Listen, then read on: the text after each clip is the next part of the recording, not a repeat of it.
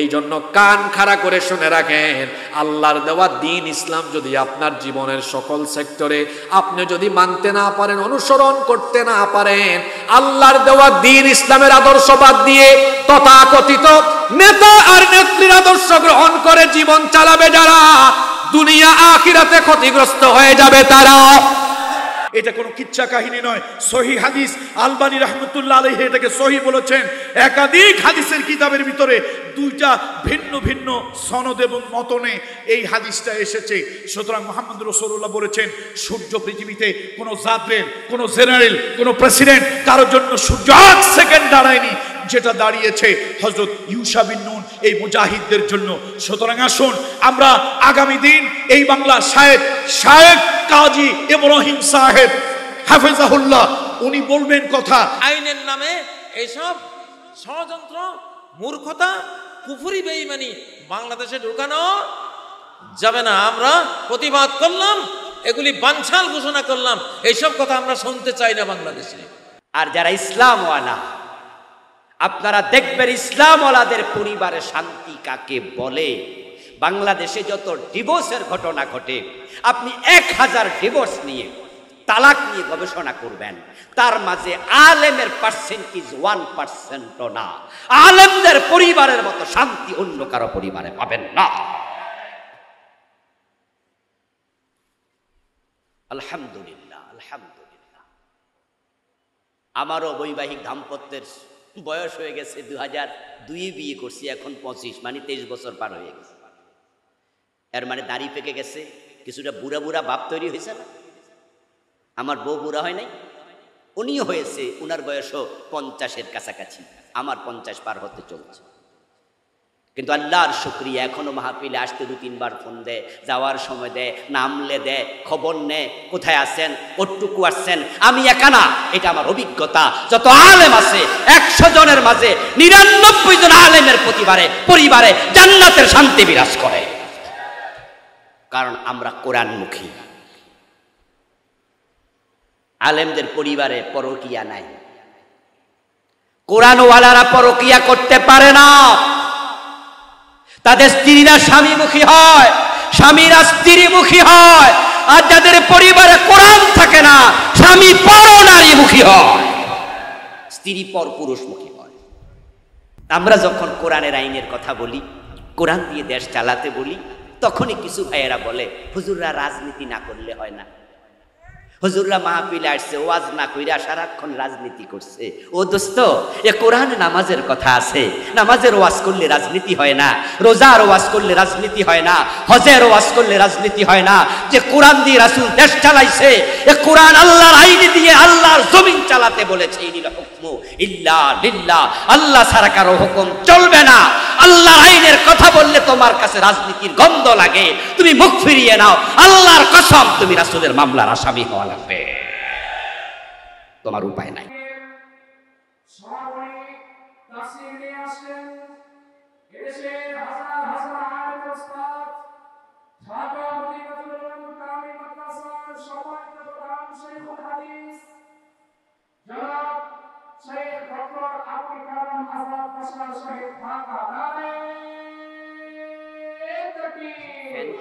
ফ্যানটা একটু এদিকে চাপাই দিন, সামান্য।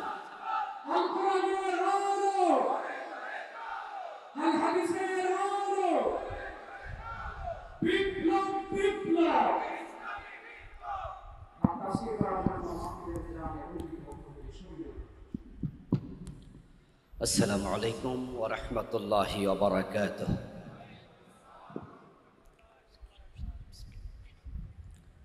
আলহামদুলিল্লাহ, আলহামদুলিল্লাহি নাহমাদুহু ওয়া নাস্তাঈনুহু ওয়া নাস্তাগফিরুহু ওয়া নাউযু বিল্লাহি মিন শুরুরি আনফুসিনা ওয়া মিন সাইয়্যাতি আমালিনা। من يهد الله فلا مضل له ومن يضلل ومن يضلل فلن تجد له وليا مرشدا وأشهد أن لا إله إلا الله وأن محمدا عبده ورسوله أما بعد فقد قال الله تعالى في كلامه المجيد أعوذ بالله من الشيطان الرجيم بسم الله الرحمن الرحيم كتاب أنزلناه إليك لتخرج الناس من الظلمات إلى النار بإذن ربهم إلى صراط العزيز الحميد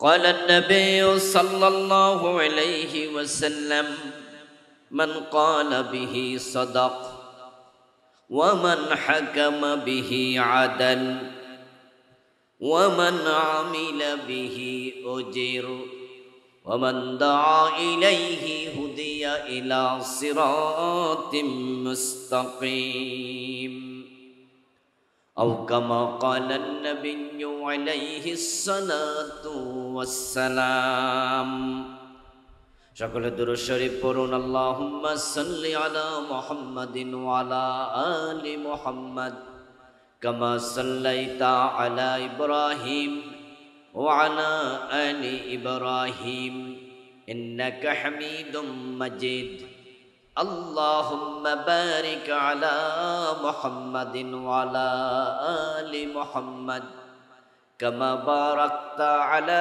إبراهيم وعلى آل إبراهيم إنك حميد مجيد اللهم صل وسلم وبارك عليه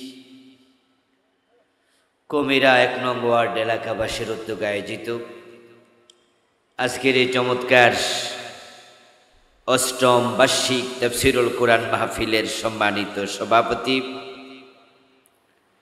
মুহতারাম প্রফেসর হারেস আহমদ সাহেব, ডাক্তার আবুল আলম সাহেব, আজকের মাহফিলের সম্মানিত আলোচক, আমার আগে যিনি অত্যন্ত গুরুত্বপূর্ণ আলোচনা উপস্থাপন করেছেন, নন্দিত মুফাসসিরে কোরআন, হাজার হাজার আলেমের উস্তাদ, শায়খুল হাদিস ওয়াত তাফসীর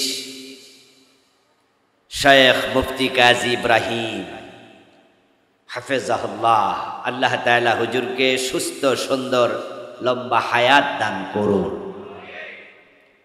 আলোচনা উপস্থাপন করেছেন নন্দিত মুফাসসিরে কোরআন, আন্তর্জাতিক খ্যাতি সম্পন্ন আলিম মুহতারাম মাওলানা কামরুল ইসলাম সাঈদ আনসারী হাফেজাহুল্লাহ, তরুণ মুফাসসিরে কোরআন মাওলানা এম হাসিবুর রহমান, মাওলানা আবু তৈয়ব মোহাম্মদ আরমান, মাওলানা আব্দুল্লাহ আল নোমান সহ আজকের মাহফিলে উপস্থিত সম্মানিত উলামায়ে হযরত,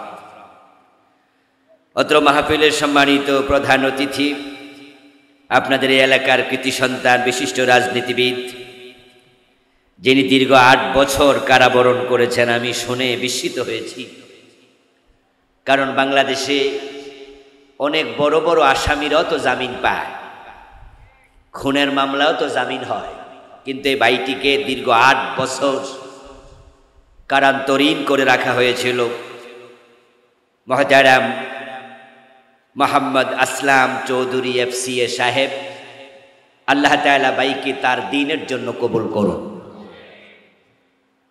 আজকের মাহফিলের সম্মানিত অতিথি, এ এলাকার কৃতি সন্তান, বিশিষ্ট রাজনীতিবিদ জনাব মহতারাম আনোয়ার চৌধুরী সাহেব সহ মঞ্চ উপবিষ্ট আছেন এ এলাকার কৃতি সন্তান বাংলাদেশ পুলিশের সম্মানিত ডিআইজি সাহেব, অন্যান্য সম্মানিত মেহমান বৃন্দ।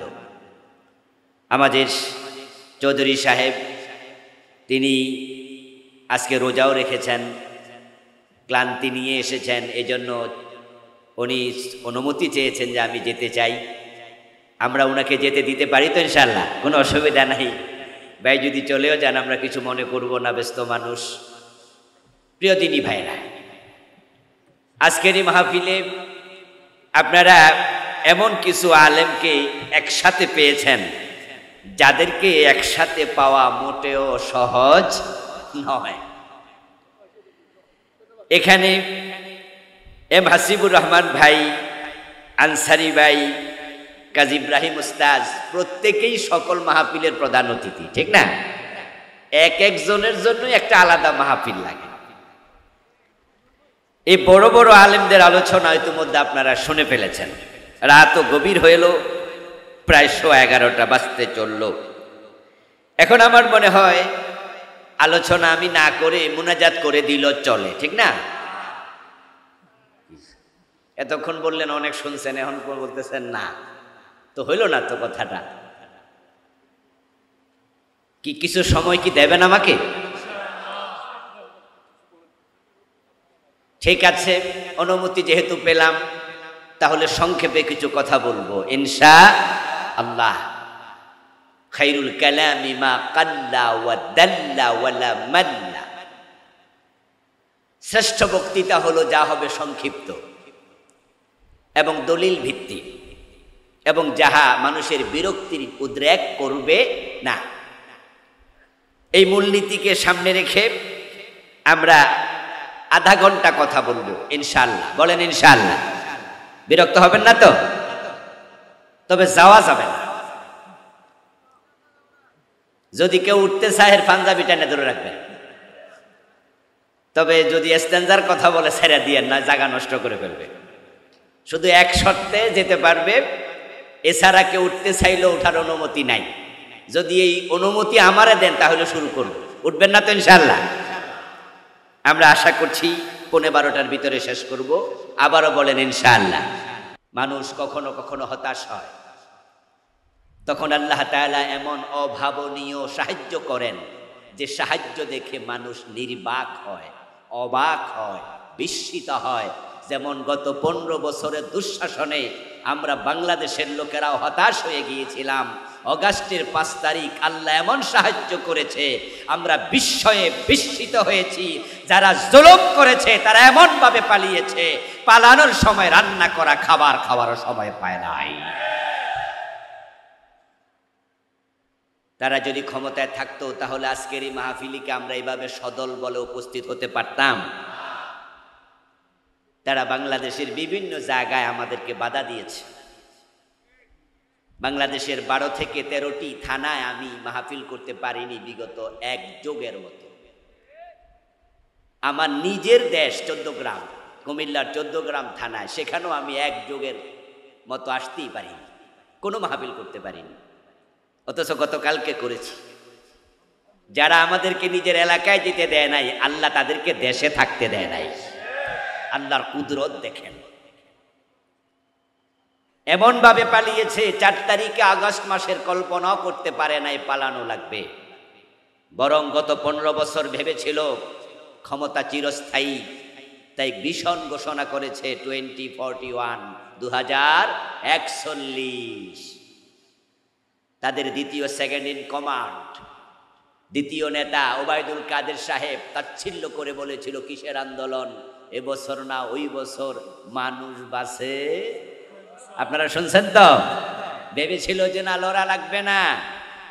কিন্তু আসমানের মালিকের ক্ষমতা এত বেশি, তিনি চাইলে 41 সন নয় 45 মিনিটও থাকা যায় না, পালিয়ে যেতে হয়। ফিলিস্তিনিদের ব্যাপারে আমরা আশাবাদী, আসমানের সাহায্য তারাও পাবেন ইনশাআল্লাহ। প্রিয় ভাইরা, আমি আপনাদের সম্মুখে পবিত্র কোরআন মাজিদ থেকে সূরাত ইব্রাহিমের প্রথম আয়াতে কারিমা আংশিক তিলাওয়াত করেছি। নবীজি সাল্লাল্লাহু আলাইহি ওয়াসাল্লামের পবিত্র মুখ অনুসৃত একখানা ছোট্ট হাদিসে নববী পাঠ করেছি। আল্লাহ তাআলা তৌফিক দিলে এখান থেকে কিছু কথা বলবো ইনশাআল্লাহ। আল্লাহ তাআলা বলছেন, কিতাবুন আনজালনাহু ইলাইক, আই হাদা কিতাব, এ কোরআন এমন একটি কিতাব, আনজালনাহু আমি নাজিল করেছি, ইলাইকা ও প্রিয় নবীজি আপনার কাছে। এই কিতাব রাসূল ঘরে বৈশা লিখছে, বানাইছে নাকি আল্লাহ নাজিল করেছে? মক্কার কাফেররা বলতো রাসূল নাকি ঘরে বসে এটা বানাইছে। এজন্য তাদের বড় বড় কবিরাও বলেছিল জাতীয় কিতাব আমরাও বানাতে পারি।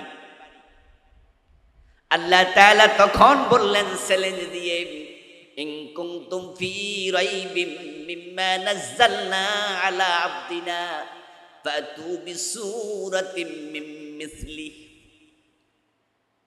এই মিয়ারা, তোমরা কোরআন বানাতে পারো তো দূরের কথা, এ কোরআন আমি নাজিল করেছি। যদি সন্দেহ থাকে তাহলে কোরআনের ছোট্ট একটা সূরা বানায়া দেখাও দেখি। এই কোরআনের সাথে সমান হওয়া লাগবে, কোরআনের মতো হওয়া লাগবে। তারা অনেক চেষ্টা করেছে, এক পর্যায়ে বলতে তারা বাধ্য হয়েছে, লাইসা হাযা মিন কালামিল বাশার, না এটা আসলে মানুষের কিতাব না। তারা কোরআনের আয়াতের মতো একটা আয়াত বানাতে পারে নাই। ফাইন লাম তাফআলু ওয়া লান তাফআলু, এবার অন্য আয়াত আল্লাহ তাআলা বলতেছেন পারো নাই, কোরআনের মতো একটা আয়াত তোমরা বানাতে পারো নাই। ওয়া লান তাফআলু, আমি আল্লাহ চ্যালেঞ্জ করলাম কিয়ামত পর্যন্ত এরকম একটা আয়াত বানাতে পারবে না। কিতাবুন আনজালনাহু ইলাইক, হে নবী এই কিতাব আমি আপনার কাছে নাজিল করেছি। আমরা সকলে জানি এই কোরআনের মতো দামি কোনো কিতাব পৃথিবীতে দ্বিতীয়টি নাই। এটা এমন এক কিতাব, এর সাথে যেই লাগে তার দাম আল্লাহ নিজে বাড়াইয়া দেয়। এই কোরআন যে রাতে নাজিল হলো, সে রাতের দাম 1000 মাসের চেয়ে বেশি হয়ে গেল। এই কোরআন যে নবীর উপর নাজিল হলো, সে নবী সেরা নবী হয়ে গেলেন। যে উম্মতের কাছে কোরআন এসেছে, কুনতুম খায়রা উম্মাহ, উম্মতে মুহাম্মাদী সর্বশ্রেষ্ঠ উম্মত হয়ে গেছে। এই দামি কিতাব আল্লাহ কেন নাজিল করলেন? এবার তিনি সূরাত ইব্রাহিমের পরবর্তী অংশে বলছেন আয়াতে কারিমাত, লিতুখরিজান নাস মিনাজ যুলুমাতি ইলান নূর, ও প্রিয় নবী এই কিতাব নাজিল করেছি আপনি মানুষগুলোকে কিতাবের দ্বারা অন্ধকার থেকে বের করে আলোর পথ দেখিয়ে দেবেন। আমি অন্ধকার থেকে মানুষকে বের করার জন্য কোরআন পাঠাইছি। এ কোরআন যেই যুগে আগমন করেছিল ওই যুগের নামও ছিল আইয়ামে জাহিলিয়া, অন্ধকার যুগ, তমসার যুগ, অজ্ঞতার যুগ, বিভ্রান্তির যুগ, জুলমের যুগ। পৃথিবীতে ওই যুগের মতো নিকৃষ্ট কোনো যুগ কখনো আসে নাই। কোরআন সেই যুগে এসেছে যে যুগের নামই অন্ধকার যুগ। নবীজি সাল্লাল্লাহু আলাইহি ওয়াসাল্লাম এই কিতাব পাওয়ার পর মানুষের কাছে কিতাব প্রচার শুরু করলেন। আবু বকর সিদ্দিক গ্রহণ করলেন, মা খাদিজাতুল কুবরা রাদিয়াল্লাহু তাআলা আনহা গ্রহণ করলেন, হযরত আলী, হযরত যায়েদ, পর্যায়ক্রমে 1,24,000-এর মতো সাহাবী তারা কোরআন গ্রহণ করলেন। নবীজি সাল্লাল্লাহু আলাইহি ওয়াসাল্লাম এই কোরআন দিয়ে মানুষগুলোকে এমন ভাবে অন্ধকার থেকে আলোর পথে আনতে থাকলেন। রাসূল ইন্তেকালের আগে ঘোষণা দিলেন, খায়রুল কুরুনি করনি, যে যুগের নাম তোমরা সবাই মিলে আইয়ামে জাহিলিয়া দিলে, এখন আর অন্ধকার নাই। আমি নবী মুহাম্মদ ঘোষণা করছি, খায়রুল কুরুনি করনি, বরং আমার যোগ হলো পৃথিবীর সর্বশ্রেষ্ঠ যোগ। অন্ধকার শেষ। নবী মুহাম্মদ যেই যুগে কোরআন নিয়ে এসেছিলেন সে জাহিলিয়াতের যুগের ইতিহাস আপনারা কম বেশি জানেন। খুনাখুনি, মারামারি, মদপান, দর্শন। সেখানের মানুষগুলো এতটা নিচে নেমেছিল, বাবা নিজের সদ্য প্রসূত কন্যা সন্তানটাকে নিজ হাতে জীবিত মাটিতে চাপা দিয়ে দিত। ছেলে মেয়ে মা বাবা এক টেবিলে বসে মদ পান করত। যার হাতে যত বেশি মানুষ খুন হতো তাকে তত বীর পুরুষ উপাধি দেয়া হতো। কবিদের লেখা বড় নিকৃষ্ট কিছু কবিতা, যেগুলোর আলোচ্য বিষয় প্রতিপাদ্য ছিল নারীদের দেহের বিভিন্ন অঙ্গের সৌন্দর্য। তারা কবিতা লিখত কার বাড়িতে কত গ্যালন মদ একদিনে খাওয়া হয়, পান করা হয়, কোন ব্যক্তি কত মানুষকে খুন করেছে। নারী, যুদ্ধ এবং মদ ছিল যাদের কবিতার মূল প্রতিপাদ্য। তাদের লেখা কবিতা তারা কাবার দেয়ালের মাঝে সোনালী অক্ষর দিয়া রেশমি কাপড়ে লিখে টানায়া রাখত। ওই 7টা বড় বড় কবির কবিতার নাম ছিল সাবা মুআল্লাক। যেই যুগে একজন সুন্দরী মেয়ে নিজের বাবার বাড়ি থেকে বের হয়ে স্বামীর বাড়ি যাওয়ার পথে যদি 1-2 কিলোমিটার পথ একা অতিক্রম করত, পথিমধ্যে ধর্ষিতা হওয়া লাগতো। ইজ্জত কেড়ে নিয়ে যেত জালেমরা, গায়ের গহনা গাটি কেড়ে নিয়ে যেত ডাকাতেরা, কোলের সন্তানটা পর্যন্ত কেড়ে নিয়ে ওকাজ মেলায় দাস বানায়া বিক্রি করে দিত। যেখানে শান্তি ছিল না, নিরাপত্তা ছিল না, মানুষের জীবনের ইজ্জতের সম্পদের কোনো নিরাপত্তা নাই। ইসলাম যখন আসলো, কোরআন যখন আসলো, নবীজি 23 বছর নবী ছিলেন। তারপরে তিনি চলে গেলেন। আবু বকর সিদ্দিক 2 বছর 6 মাসের কম বেশি তিনি খলিফা ছিলেন। এই হলো 25 বছর। তারপরে হযরত ওমর ক্ষমতায় আসলেন। আমরা দেখেছি হযরত ওমরের যুগে অর্ধ দুনিয়ার সম্রাট ওমর গাছতলায় একা একা ঘুমিয়ে থাকতেন। এতটাই শান্তি এসেছিল, বডিগার্ডের কোনো প্রয়োজন আর ছিলই না। অশান্ত পৃথিবীকে এই কোরআন শান্তি দিয়ে ভরপুর করে দিয়েছেন। প্রিয় ভাইয়েরা, আল্লাহ বলে আমি কোরআন পাঠিয়েছি অন্ধকার থেকে মানুষকে আলোর পথ দেখাতে, জুলম থেকে বের করতে, অন্যায় অনাচার থেকে বের করতে। আমি আপনাদের কাছে এবার যতটুকু বললাম এর আলোকে প্রশ্ন রাখতে চাই। জাহিলিয়াতের যুগে যে অপরাধগুলো ছিল আমাদের বাংলাদেশে, খুন, ধর্ষণ, ছিনতাই, রাহাজানি, সুদ, ঘোষ, মদ, এগুলো আছে না নাই? জাহিলিয়াতের যুগে যা ছিল বাংলাদেশে অনেকগুলাই আছে, বরং কোনোটা আগের চেয়ে আরো বেশি। এবার বলুন তো, বাংলাদেশে আল্লাহর কোরআনটা আছে না নাই? হ্যাঁ না জোরে বলতে হবে, আছে না নাই? তো রাসূলুল্লাহ যে যুগে এসেছিলেন নবুয়তের আগে কি কোরআনটা ছিল? তো কোরআন আসার পরে যদি শান্তি কায়েম হয়, বাংলাদেশে তো ঘরে ঘরে কোরআন আছে, মাদ্রাসায় কোরআন আছে, মসজিদে কোরআন আছে। এই রমাদানে কোরআনের খতম হয়েছে লক্ষ লক্ষ বার, কিন্তু অন্ধকার দূর হলো না। কারণটা খুঁজে বের করা দরকার আছে না নাই? কারণ হচ্ছে এখন কোরআন শুধু তেলাওয়াতে আছে, কোরআন আমলে নাই। এই রমাদানে কোরআন খতম যে হলো মসজিদগুলোতে, সেখানে হাফেজ সাহেবরা খতম করেছে, তেলাওয়াত করেছে, আস-সারিকু ওয়াস-সারিকাতু ফাকতাউ আইদিয়াহুমা, চোর নারী হোক আর পুরুষ হোক, চোর ধরে হাত কেটে দাও। এই আয়াত ছাড়া কি কোরআন খতম হয়েছে?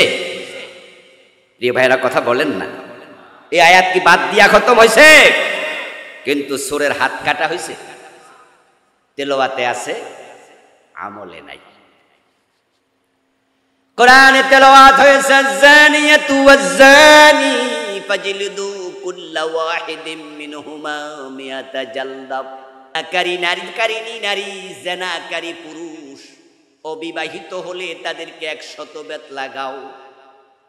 যে আয়াতে কারিমাতে হুকুম দেয়া হয়েছে কোরআন খতম যখন হয় এই আয়াত কি বাদ দিয়েছে? তেলাওয়াত তো হলো 154 বছরের বাংলাদেশে কোন জেনাকারীকে দেয়া হয়েছে একবার কোন প্রমাণ আছে? তেলাওয়াতে আছে, আমলে নাই। কোরআনে আছে লাহুল খালকু ওয়াল আমর, বাংলা অনুবাদ হলো সাবধান, সৃষ্টি যার আইন চলবে শুধুই তার। কে বলেছেন? সবাই বলেন না ভাইরা, কে বলেছেন? এটা আওয়াজ দিয়ে বলুন তো, সৃষ্টি কার? আইন চলবে কার? এই 54 বছর আল্লাহর আইন চলে না ব্রিটিশ আইন? তাহলে তেলাওয়াত করলেন কি আর কামে করলেন কি? এই যেন সেই রোগীর মতো, যে রোগীর জ্বর ওঠার পরে ডাক্তার লিখে দিয়েছে নাফা খাবেন, প্যারাসিটামল। ও বেটা লেখা স্লিপটা, প্রেসক্রিপশনটা বাড়িতে এনে সকাল বিকাল 3 বার পড়তেছে Nafa Nafa Nafa, paracetamol paracetamol paracetamol. জ্বর যাবে তো? কথা বলে না, জ্বর যাবে? কারণ ডাক্তার কিরা লেখা পড়ার জন্য দিছে না লেখা পড়া দেখা খাওয়ার জন্য? এ কিনছেনি, খাইছেনি, তো জ্বর যাবে কেমনে?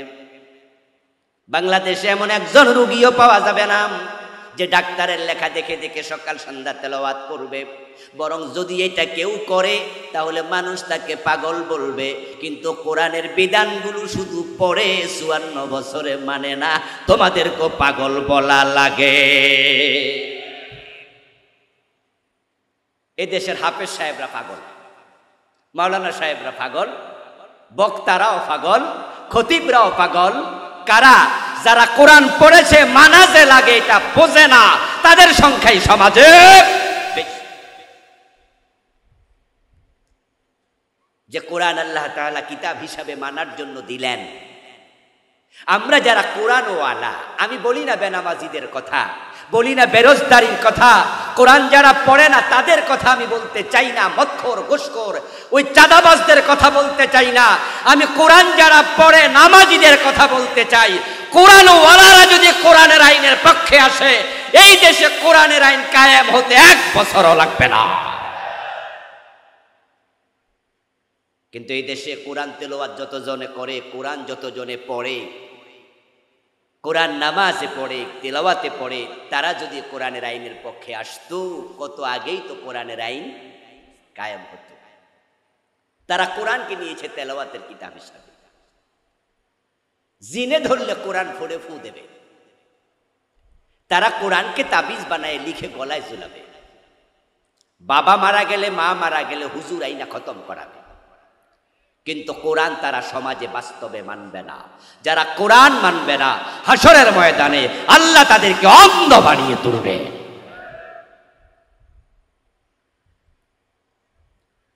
আল্লাহ নিজে বলছেন, মান আরাদা যিকরি ফাইন্না লাহু মাঈশাতান দানকা ওয়া নাহশুরুহু ইয়াওমাল কিয়ামাতি আ'মা। যে মানুষগুলো আমার জিকির, আমার কোরআন থেকে নিজের মুখ ফিরিয়ে নিল, আমি আল্লাহ তাদের জীবনকে সংকীর্ণ বানিয়ে দেব, তাদের জীবনের বরকত ছিনায়া নেব, শান্তি তুলে নেব। আসলে বাস্তব, যাদের পরিবারে কোরআন নাই, জীবনে কোরআন নাই, তাদের পরিবারে শান্তিও নাই। পয়সা আছে, তাদের হাতে ক্ষমতা আছে, কিন্তু পরিবারে শান্তি নাই। আপনারা যে বড় বড় বিল্ডিং দেখেন না, পাজারো, ল্যান্ড ক্রুজার, মার্সিডিজ বেঞ্জের গাড়ি দেখেন না, আপনারা তো মনে করেন যে হারে কত সুখী মানুষ। বাস্তবতা কিন্তু উল্টা। ভিতরের খবর নিয়ে দেখেন, অধিকাংশ টাকাওয়ালা, ক্ষমতাওয়ালা, তাদের ঘরের বউয়ে তাদের কথা শোনে না। কোরআন থেকে মানুষ যখন বিমুখ হয়, আল্লাহ নিজে বলেছেন আমি জীবন সংকীর্ণ করে দিই। পৃথিবীর সবচেয়ে ধনী যে কয়জন আছে তার মাঝে একজন বিল গেটস। কয়েক বছর লাগাতার পৃথিবীর 1 নাম্বার ধনী ছিলেন তিনি। আজ থেকে বছর 1.5 আগে বিল গেটসের বউ তাকে ডিভোর্স দিয়েছে। এই কথাটা কি আজকে শুনলেন না আগেও শুনছেন? যারা শুনছেন একটু বলুন তো, শুনেছেন? শোনার লোক এখানে অনেকে আছেন। পৃথিবীর সবচেয়ে ধনী মানুষ বিল গেটস গড়ের বউয়ের সাথে ডিভোর্স হয়েছে। বৈবাহিক সম্পর্ক ছিল 3 যুগের কাছাকাছি। 2 জন এখন বয়স 60-এর কম বেশি। এই বুড়া বয়সে ডিভোর্স হওয়া প্রমাণ করে পরিবারের টাকা ছিল কিন্তু শান্তি ছিল না। কারণ বিল গেটস কি কোরআন অনুসরণ করে? কোরআন মুখী না কোরআন বিমুখ? পুরা পাশ্চাত্য বিশ্বের নমুনা তাকে দেখে নেন।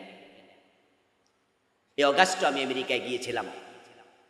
10টি অঙ্গরাজ্যে প্রোগ্রাম করেছি, ক্যালিফোর্নিয়া, লস অ্যাঞ্জেলস সহ। বাংলাদেশ যেদিন দ্বিতীয় স্বাধীনতা পায় সেদিন আমি আসমানে ছিলাম, বিমানে ছিলাম। 4 তারিখ রাতে আমার ফ্লাইট ছিল। তখন তো চলছিল কারফিউ, মনে আসেনি? 4 তারিখ কারফিউ দিছিল না? এই কারফিউর মাঝেই আমার টিকিট করা ছিল তো আগেই, তাই আমি কারফিউর ভিতরেই বিমানে উঠলাম। গিয়ে সকালবেলায় ফ্লাইট, তুরস্কে গিয়ে 3 দিন ছিলাম। তুরস্কে নেমেছি, এয়ারপোর্টে নেমেই শুনলাম যে শেখ হাসিনা পালাইছে।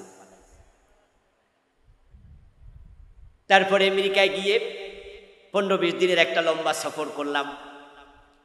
সেখানকার মানুষকে কাছ থেকে দেখেছি। আমি আর আগেও 2 বার গিয়েছি, এটা ছিল আমার 3য় সফর। পাশ্চাত্য বিশ্বে অনেকের পরিবারে শান্তির তালিবাস নাই। পৃথিবীর সবচেয়ে ধনী মানুষ তারা, কিন্তু পৃথিবীর পারিবারিক সবচেয়ে অশান্ত তারা। ছেলে মেয়ে বয়স 18 হলে মা বাবার কথা শোনে না, মা বাবা শাসন করার কোনো অধিকার রাখে না, কোনো কথা বলা যাবে না, এমন তাদের উচ্ছৃঙ্খল জীবন। স্বামীর কথা স্ত্রী শোনে না, স্ত্রীর কথা স্বামী শোনে না। জেনা, ব্যভিচারে পুরাটা সমাজ। পৃথিবীর সবচেয়ে বড় দেশগুলোর মাঝে ক্ষমতাধর, তার মাঝে আয়তনের দিক থেকে সবচেয়ে বড়র মাঝে একটা হচ্ছে কানাডা, যেটার আয়তন আমেরিকার চেয়েও বেশি। কানাডার বর্তমান প্রধানমন্ত্রীর কি নাম বলেন না 2 একজন? Justin Trudeau. পৃথিবীর সবচেয়ে সুদর্শন ব্যক্তিদের একজন। পৃথিবীর সবচেয়ে সুদর্শন যত নেতা আছে তাদের মাঝে জাস্টিন ট্রুডো নাম্বার 1। বয়স এখনো 40 হয়নি, একবার স্মার্ট। কানাডা হচ্ছে পৃথিবীর সবচেয়ে শান্তি বিরাজিত দেশের একটি দেশ, কিন্তু জাস্টিন ট্রুডোর বউ গত বছর তাকে ডিভোর্স দিয়েছে। পৃথিবীর সবচেয়ে ক্ষমতাধর রাষ্ট্রগুলোর একটি রাষ্ট্রের রানিং প্রধানমন্ত্রী, তার বউ তাকে ডিভোর্স দেয়া প্রমাণ করে ক্ষমতা ছিল, শান্তি ছিল না। আর যারা ইসলামওয়ালা, আপনারা দেখবেন ইসলামওয়ালাদের পরিবারে শান্তি কাকে বলে। বাংলাদেশে যত ডিভোর্সের ঘটনা ঘটে, আপনি 1000 ডিভোর্স নিয়ে, তালাক নিয়ে গবেষণা করবেন, তার মাঝে আলেমের পার্সেন্টেজ 1%ও না। আলেমদের পরিবারের মতো শান্তি অন্য কারো পরিবারে পাবেন না। আলহামদুলিল্লাহ, আলহামদুলিল্লাহ। আমারও বৈবাহিক দাম্পত্যের বয়স হয়ে গেছে। 2002 বিয়ে করছি, এখন 25, মানে 23 বছর পার হয়ে গেছে। এর মানে দাড়ি পেকে গেছে, কিছুটা বুড়া বুড়া ভাব তৈরি হয়েছে না? আমার বউ বুড়া হয় নাই, উনিও হয়েছে, উনার বয়সও 50-এর কাছাকাছি, আমার 50 পার হতে চলছে। কিন্তু আল্লাহর শুকরিয়া, এখনো মাহফিলে আসতে 2-3 বার ফোন দেয়, যাওয়ার সময় দেয়, নামলে দেয়, খবর নেয়, কোথায় আছেন, কতটুকু আসছেন। আমি একা না, এটা আমার অভিজ্ঞতা। যত আলেম আছে 100 জনের মাঝে 99 জন আলেমের পরিবারে জান্নাতের শান্তি বিরাজ করে, কারণ আমরা কোরআনমুখী। আলেমদের পরিবারে পরকিয়া নাই, কোরআনওয়ালারা পরকিয়া করতে পারে না। তাদের স্ত্রীরা স্বামীমুখী হয়, স্বামীরা স্ত্রীমুখী হয়। আর যাদের পরিবারে কোরআন থাকে না, স্বামী পর নারীমুখী হয়, স্ত্রী পর পুরুষমুখী হয়, সন্তান গাঁজাখোর হয়। আপনাদের এটা কোন থানা? সীতাকুণ্ড থানা। সীতাকুণ্ড থানায় যদি 500-700 মসজিদ থাকে, আপনি যদি চান সেখানে আপনি খোঁজ খবর নেবেন, 500 মসজিদের ইমাম সাহেবের সন্তানদের মাঝে মদ খায় এমন কয়জন ইমামের সন্তান পাবেন? একজন পান কিনা সন্দেহ। আলেমদের সন্তান মদখোর হয় না, আলেমদের স্ত্রী বেপরদায় বাজারে যায় না, আলেমদের মেয়েরা বেপরদায় স্কুল কলেজে পড়তে যায় না।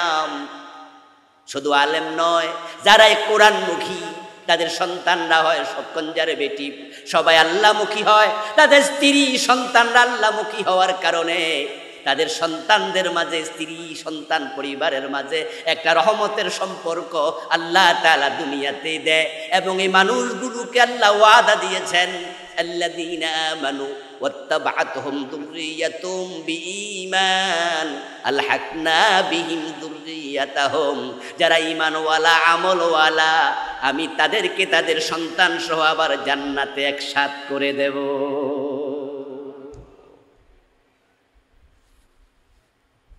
ওমান আরাদা আন যিকরি ফাইন্না লাহু মাঈশাতান দানকা। পয়সা আছে, ঢাকা শহরে এমন বাড়িওয়ালা আছে, গুলশানে বাড়ি আছে, রাতে 2টা-3টা বাজে ট্যাবলেট না খাইলে ঘুমে ধরে না, ঘরে এসি চলতেছে, ঘুম নাই। আর যারা গরিব রিক্সাওয়ালা ঠেলাওয়ালা ওই লোকগুলার খবর নেবেন, ছোঁয়ার জন্য খাট নাই, মাটির মাঝে শোয়, কিন্তু সে ওদের মতো হারামখোর না, তাই তারা ট্যাবলেট খেয়ে ঘুমানো লাগে। আল্লাহ তাআলা জীবনকে সংকীর্ণ করে দেবেন, এটা হলো প্রথম কথা। দ্বিতীয়, ওয়া নাহশুরুহু ইয়াউমাল কিয়ামাতি আ'মা, যারা কোরআন থেকে দূরে থাকে আল্লাহ বলেন আমি কিয়ামতের দিন তাদেরকে অন্ধ বানিয়ে তুলব। 54 বছরের বাংলাদেশ, আমার প্রশ্নের জবাব দিবেন, আলোচনা শেষ দিকে চলে যাচ্ছে কিন্তু উঠাউঠি করা যাবে না। প্রশ্নের জবাব দেন, 54 বছরের বাংলাদেশ কোরআন দিয়ে চলছে কয়দিন? আমার রাসূল মদিনার প্রেসিডেন্ট ছিলেন 10 বছর। এই 10 বছরে তিনি কি মন মতো দেশ চালাইছে না কোরআন মতো? সে কোরআন বাংলাদেশে আছে তো, আল্লাহর কোরআন দিয়ে দেশ চলা দরকার আছে না নাই? কিন্তু আমরা চালাইনি, ব্যর্থ হয়েছি। নবীজি সাল্লাল্লাহু আলাইহি সাল্লাম বলেছেন, আমার মেয়ে ফাতেমা চুরি করলে আমি ফাতেমার হাত কেটে দেব। নবীজির সময় চোর ধরা পড়লে হাত কেটে দিতেন। আওয়াজ করে বলুন তো বাংলাদেশে চোর আছে না নাই? কিন্তু 54 বছরে হাত কাটছেন কয়জনের? তাহলে এখানে কোরআন কায়েম করতে ব্যর্থ হয়েছেন। আমার আদালতে কোরআন নাই, আমার সংসদ কোরআন দিয়ে চলে না, আমার গণভবন চলে না, বঙ্গভবন চলে না, আমার সচিবালয় চলে না, মন্ত্রণালয় চলে না, অর্থনীতি, সমাজনীতি, রাজনীতি, শিক্ষানীতি কোনোটাই কোরআন দিয়ে চলে না। যারা 54 বছর কোরআন ছাড়া দেশ চালাইছে প্রত্যেকটাকে আল্লাহ আখিরাতে অন্ধ বানিয়ে তুলবে।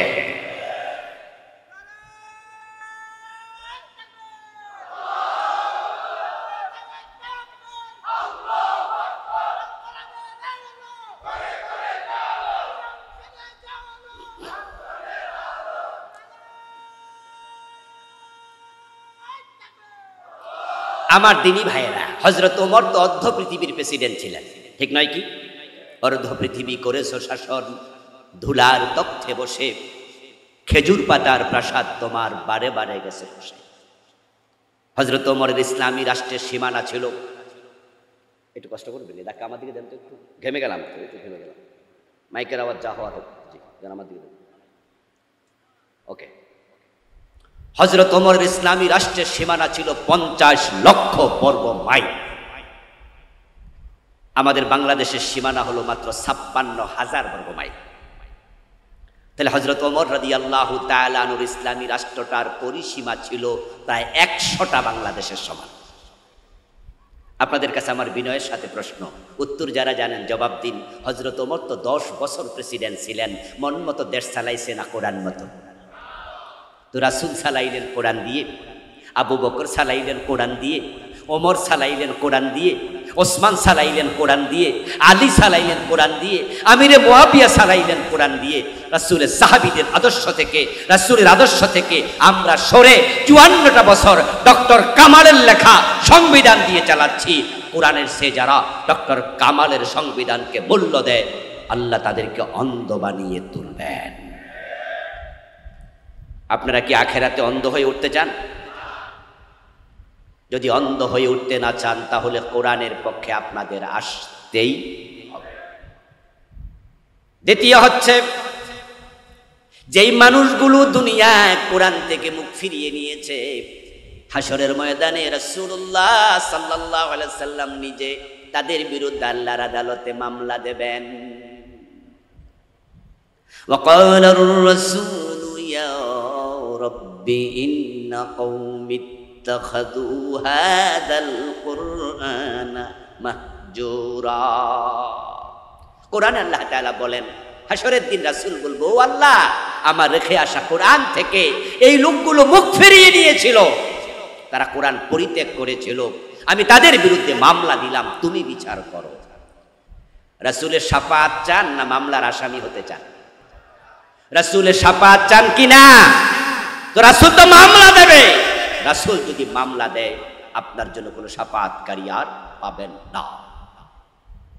আচ্ছা, আমরা যে নামাজ কালাম ইবাদত করি, প্রিয় ভাইরা একটু বুঝে শুনে জবাব দিয়েন তো, আমাদের নিজের আমল দিয়ে আমরা নাজাত পেয়ে যাব নাকি রাসূলের শাফাআত লাগবে? আচ্ছা, নিজের আমলে কে কে নাজাত পাবেন, এই সৎ সাহস কি আমাদের আছে? হাত তোলা দিতে পারবেন সাহস করে? প্রত্যেকে আমরা রাসূলের শাফাআতের কাঙ্গাল।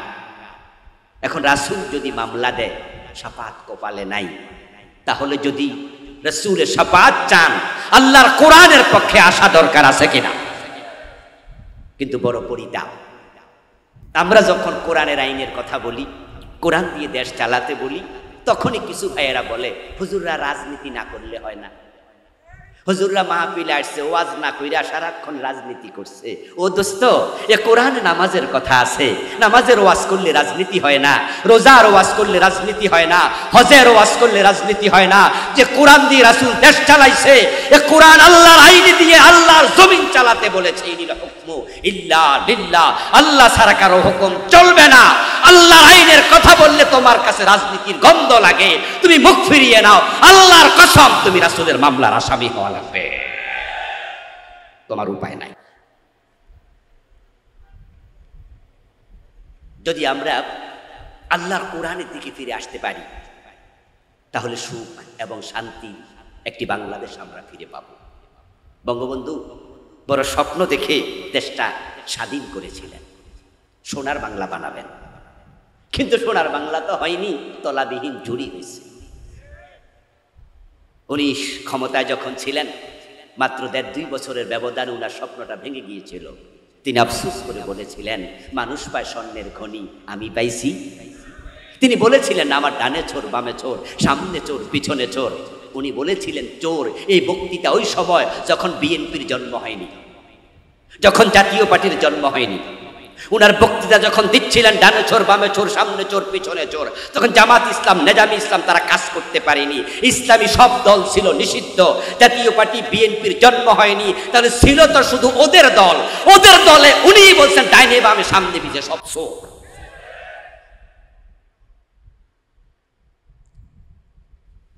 ওরা যে চোর, এটা তো আমরা কয়দিন আগে টের পাইছি। ইসলামী ব্যাংকের 18টি শাখা থেকে এস আলম গ্রুপ টাকা বিদেশে পাচার করেছে 80,000 কোটি। এস আলম গ্রুপ কি একাই খাইছে না ভাগ অন্যরাও পাইছে? এই চুরির সাথে প্রধানমন্ত্রী জড়িত, এই চুরির সাথে গভর্নর, বাংলাদেশ ব্যাংকের গভর্নর জড়িত, এই চুরির সাথে অর্থমন্ত্রী জড়িত। ওদেরকে পার্সেন্টেজ দিয়ে এস আলম গ্রুপ চুরি করেছে। এখন যদি কোরআনের আইনের কথা বলেন যে কোরআনের আইন আসলে চোর ধরে হাত কাটা শুরু হয়ে যাবে, ওরা বিরোধিতা করবে না তো আমাদের কপালে চুমু দেবে, কারণ তারা তো ঘরে আয়নার সামনে দাঁড়াইলে আয়নার ভিতরে চোর দেখতে পায়। আলহামদুলিল্লাহ, আগস্ট বিপ্লবে, জুলাইয়ের বিপ্লব আমাদেরকে নতুন করে স্বপ্ন দেখাচ্ছে। কথা উঠেছে সংবিধান ব্যর্থ।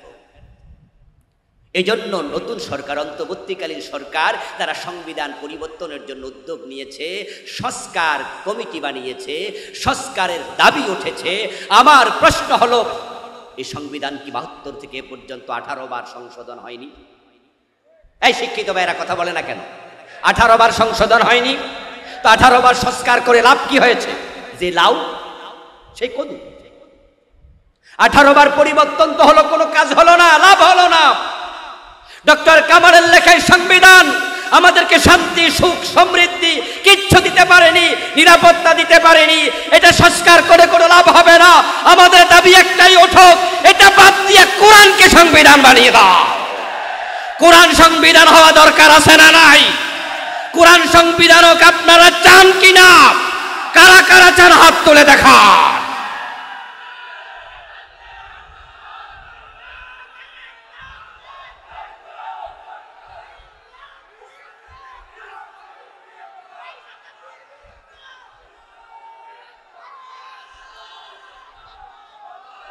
আমার প্রিয় ভাইয়েরা, আমরা আশাহত নই, আমরা নতুন সূর্যোদয়ের স্বপ্ন দেখছি। আমরা দিবা স্বপ্ন নয়, আমরা বরং ঘুমে থেকে স্বপ্ন দেখি এবং আমরা জেগে জেগে স্বপ্নের বাস্তবায়নের চিন্তা করি।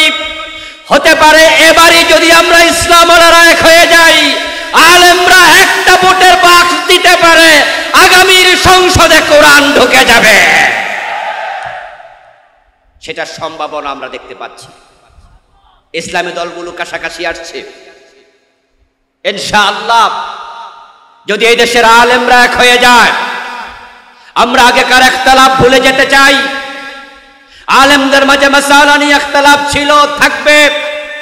এটা ইসলামের ডাইভার্সিটি, ইসলামের বিউটি।